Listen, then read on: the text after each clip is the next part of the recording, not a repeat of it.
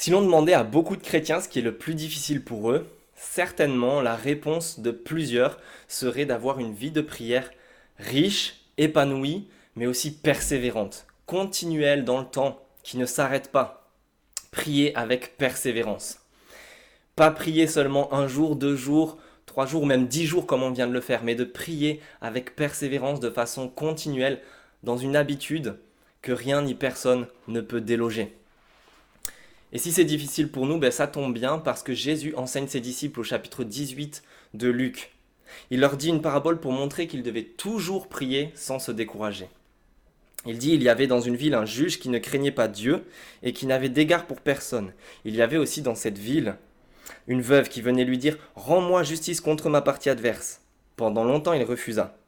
Mais ensuite, il se dit, même si je ne crains pas Dieu et n'ai d'égard pour personne, puisque cette veuve me fatigue, je vais lui rendre justice afin qu'elle ne vienne pas sans cesse me déranger.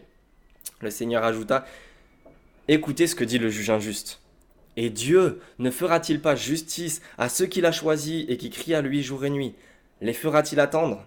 Je vous le dis, il leur fera rapidement justice. Mais quand le Fils de l'homme viendra, trouvera-t-il la foi sur la terre? De façon ironique, Jésus enseigne ici que même un juge qui ne craint pas Dieu, qui n'a d'égard pour personne, rend justice à une pauvre veuve à cause de sa persévérance, de son insistance. D'autant plus Dieu va répondre, rendre justice à ses enfants.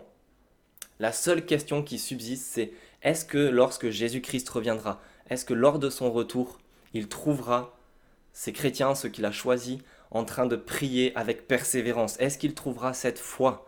Il n'y a aucun doute à avoir. Dieu répond et Dieu va répondre et faire justice. La seule question est est-ce qu'on va prier avec persévérance? Ne laissons pas passer la fin de ces 10 petites vidéos, de ces encouragements à la prière sans installer une habitude, une vie de prière continuelle qui ne cesse pas, avec persévérance dans le temps, que rien ni personne ne pourra arrêter.